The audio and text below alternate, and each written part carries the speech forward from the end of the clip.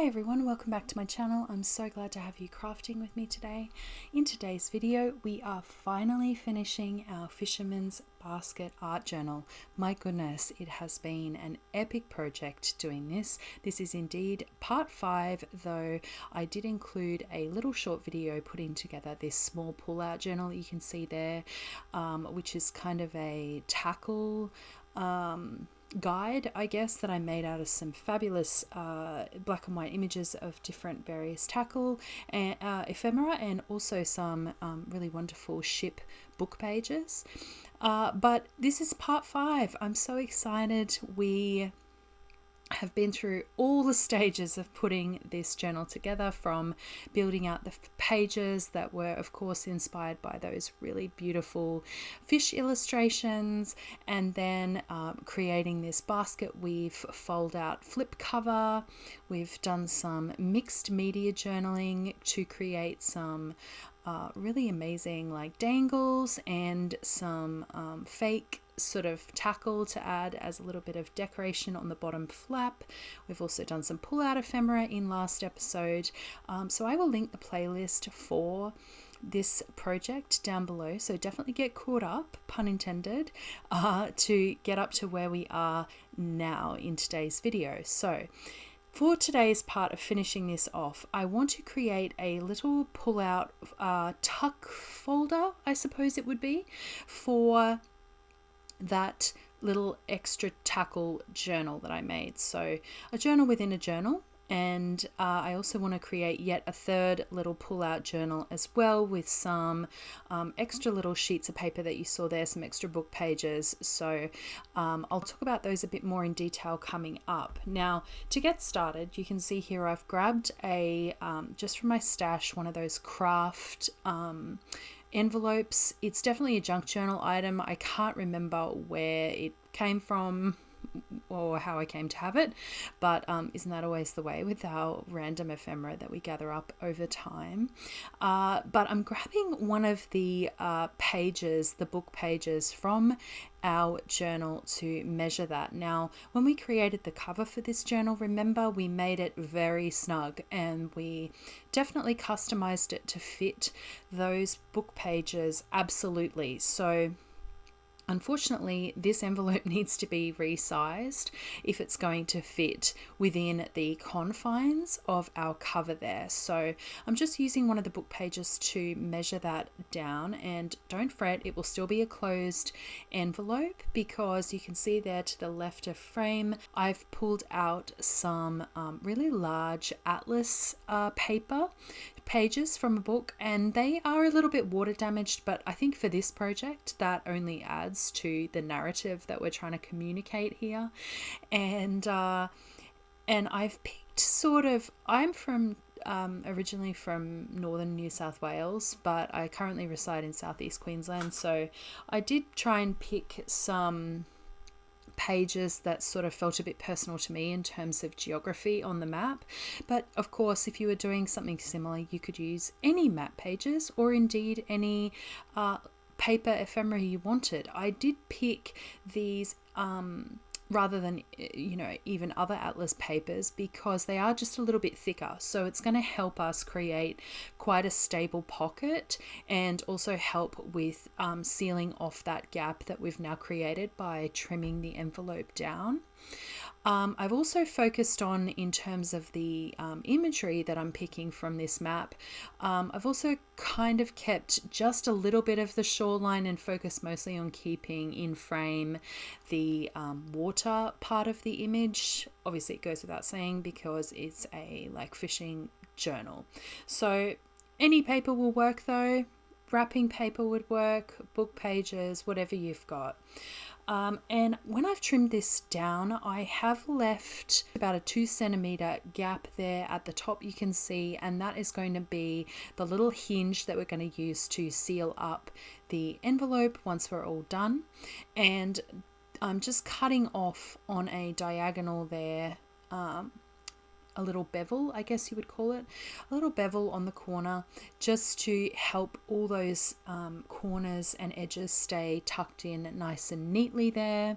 And then adding some more glue just to keep that really strong. And we will be, of course, sticking something over the back, and that will keep that hinge from flying out. But that's how we're just gonna reseal this envelope and make it smaller. It's always the way, isn't it? Like when you've got a whole bunch of ephemera, but you need something specific that needs to be a specific size for a specific project, and you just don't have something that's the exact right size in your stash. But you know, that's part of it, right? We've just got to keep moving on, figure out how best to, if we can, resize things and you know, create something custom for our project. So I'm just trimming off all the little extra little, you know, those little cheeky bits that sort of hang out on the edge. And I did actually change course here a little bit. I had intended the pocket that I want that tackle journal to sit in to be a horizontal pocket, so something that you lift the book in and out in an up down fashion. So that's why you can see me here just trying to figure out best where the pocket was going to be within this envelope. I did change my mind later down the track, but for now we're imagining the pocket is going to be like an up down situation. So once we've got our ducks in a row here, we're going to attach the back panel of our decorative envelope covering, and I really do love how it turned out. It's just got this particular atlas paper has such a really just delicate, soft palette about it. The blues are so soft, and they really work with the colors we've already got going on in the journal, that light blue, a little bit of like teal, and just really, really soft colors all round. And I was really happy that I happened to have something that would suit that, because actually a lot of atlas paper can be quite loud in its coloring, which is really great for some projects, but this particular project, I think having just a slightly vintage feel did suit just that softer palette. And then I wanted to add even more, something to just make it feel a little bit more worn in, and something that, you know, might be, you know, thrown in the bottom of someone's tackle box, and that, you know, you pull out and maybe it's had a few repairs and things over the years, and, you know, just adding again some more character. So I've added some glue and then some of this washi tape. I don't think it says anything in particular. It's just one of those generic weird ones that you get from the cheap shop, but it's like got some text on it, and it's got some great colors. So I'm just going to use a bit of that up. I'm sort of trying to really just, you know, stash bust at the moment. I feel like everybody's doing that at the moment, like just using up what they've got in their stash. So I did manage to get that. Don't tell anyone, but I managed to get that just a little bit crooked on that side. But I managed to redeem myself on the second go, and it's a little bit more straight, but you know, it doesn't matter. We're moving on.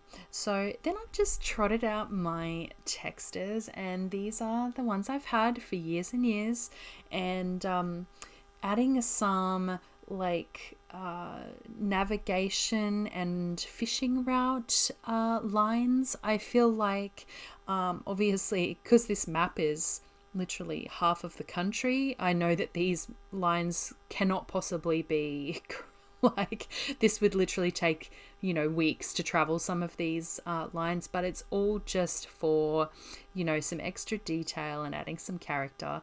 And speaking of adding characters, we went and saw the Jaws 50-year anniversary screening at our local cinema. Oh my goodness, we had the best time. It was so fun, and I just couldn't help but think of the shark that Quint draws on the chalkboard there, and I just thought, as a doodle, that would be something really fun to add to the map, because maybe, you know, they've looked out of the side of their boat and seen a massive shark, and just scribbled it down.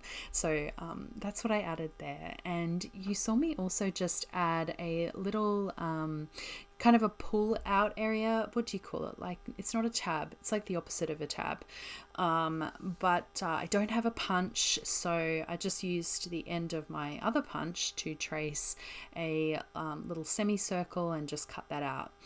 And added some holes at obviously the same distance as the book pages.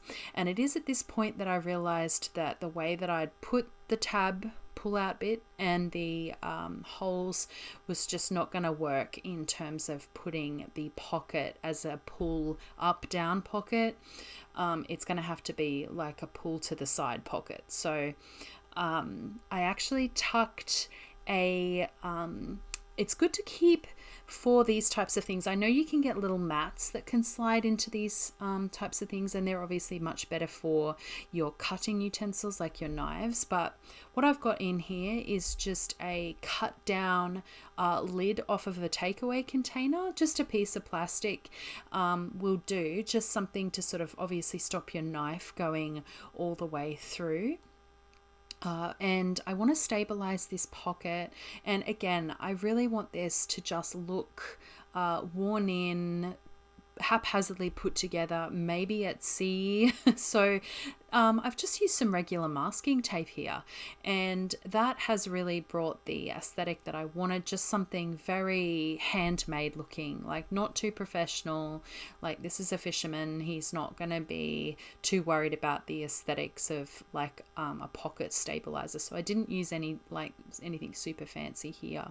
And I pulled out some embroidered patches. I sort of tend to pick these up when I see them. I think they add some beautiful texture and dimension to journaling and art journals in particular. So I picked out one again in that beautiful pastel palette, and one that I sort of thought looked a bit vintage. And we're just going to add just a little bit more texture and interest to this pocket. Again, really carrying through some of the themes of the owner of this journal, grabbing things while in port, or from maybe pulling in and into port and grabbing some bits and pieces and saving them in his little journal of special ephemera and special things that he's picked up over his travels. So starting off by, my tried and true trick of just adding some double-sided tape to the back of this patch, and that will be well and truly strong enough to keep it in place, and basically just turning it into a fabric sticker. So I just went through and added those, a strip to the top and the bottom. They do overlap a little bit, but you're never going to notice any sort of lines or anything showing through when it's fabric like this. And then I found this really great ribbon in my stash. It always pays to just pick up some of these things, even if you don't necessarily have a project in mind. If you see something and you're drawn to it, you will definitely find ways to use it in your projects. And this to me just screamed like vintage nautical colors, and just having that one blue stripe, I just thought it was the one little bit of added contrast that this folder really needed. So I added some double-sided tape to that, and of course we've got just a little bit of overhang so that it will have a little tail at the bottom, like a little flag tail, so cute. And then cutting it obviously long enough to stretch around the top of the binder and onto the other side. Added a bit more tape and then stuck it down. And then that just sort of wraps it up. I don't know what it is. It gives it just that little bit of extra wrapping and just makes it feel that much more detailed, and I don't know, it just gives it something. And then sticking the patch over the top, and that's all going to stay down nice and snug. You could sew the bottom of that ribbon together. I thought a staple might be just something a bit quick and easy, and over time hopefully it gets a little bit less shiny and will look a little bit more worn in and like it's been out at sea many times. And then I wanted to add just a little bit more red detailing because it was a bit bare where the exposed areas of that map were. So we did that, and then we also just added some cute little stabilizers. These are just regular white hole stabilizing stickers that I painted gold and then added some clear Rust-Oleum spray paint to for my Drawloween journal this year. So I had enough left over to just put one on each side, front and back. And then it's time to add one last little bit of pull out interest to this pocket. And these were some pages I sort of scoured through all of my like angler books and other fishing books to find some pages that I thought would work for this. And something I thought was kind of interesting was they had like catch limit pages as well, like for certain species of fish, but then also certain areas around Australia. And then they also had some what do you call it, like people who have who are the record holders for certain lengths of fish from very many years ago, like the 60s and stuff. And I just thought that was such a unique, fun thing to add. Like, you know, that's definitely something that a fisherman would have, like some records that he's trying to break, and then also like the catch limits to make sure that you're, you know, being respectful and not doing anything wrong. I also found these really fun, again, even more beautiful fish illustrations that sort of fit with this little pull-out journal idea. Again, just as a way of like identifying fish. And man, I've had such a nice time with this journal, like just looking at illustrations in a really different way and as a collective rather than normally when I'm journaling, obviously you're looking for just one little image to help put a page together or to decorate something specific, but by keeping a lot of these book pages all together, it's actually really beautiful to appreciate illustrations like this as a whole and kind of keep them all together. Do you know what I mean? It just has really felt like such a fun, and I know obviously you're taking like a bunch of book pages and then just putting them into another book, but I love that. I love that it's something different, and I've had a really nice time working on it in that way, because I feel like, you know, I'm a lot more likely to sit down and reperuse pages when they're in some of my artwork as opposed to an older book that's, you know, on its way to the landfill, obviously. So keep that in mind. Like, you can always add little extra pull-out booklets or collectively keep a selection of images that maybe are all by the same artist or illustrator or photographer, and just make a book about that. I mean, obviously I did something very similar with my Drawloween journal this year in that they were all from the same book that, those cut up this book and make your own, and this was the Underworld one that I did. I'll also link that video down below if you're interested in checking that out. But there is something amazing and cohesive about creating a project within the confines of a selection of images. I think it creates a really beautiful visual experience, as well as someone like me who generally tends, like, I can't even look at a menu in a restaurant without getting like overwhelmed by too much choice. So, sometimes if you sit down and you've got all of these beautiful supplies and images around you, it can be a bit like you're a bit spoiled for choice and you can't really lock down what it is you're trying to do. So, by just working within the confines of a couple of books, has been really, really lovely in terms of this project, like, really keeping things cohesive and flowing, keeping the workload flowing, So as you saw there, we just, did trim the tails down on the bookbinding leather that we've used there.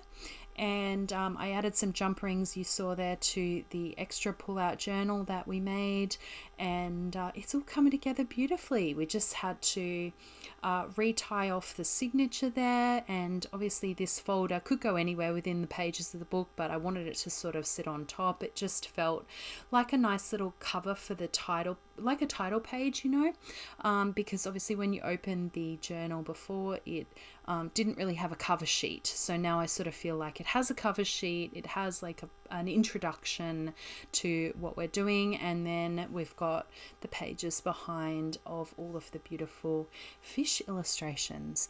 And with that, we are calling this project that has taken months at this point, not full-time obviously, but on and off I have been working on this piece for many months of 2025, and my goodness, I am so in love with how it's turned out.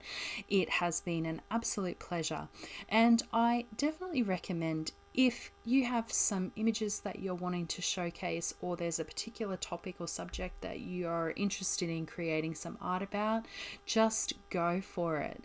See where it takes you. And if you do end up working on it over many months like I have with this, you'll find that every time you sit down to work on it, you'll actually have a different perspective. Your brain will be in a different area creatively. You'll have different materials to work from, and you'll end up with something very eclectic, very worn in and used looking, which I really love, that sort of vintage look, and just a collection of your thoughts and feelings that day, how you're feeling artistically, and I'm so happy with it. I would love to know down in the comments if you've been working on something similar this year, or a project that you've been really excited and just chipping away at, and I think that's going to wrap it up for today, but I look forward to seeing you in the next video.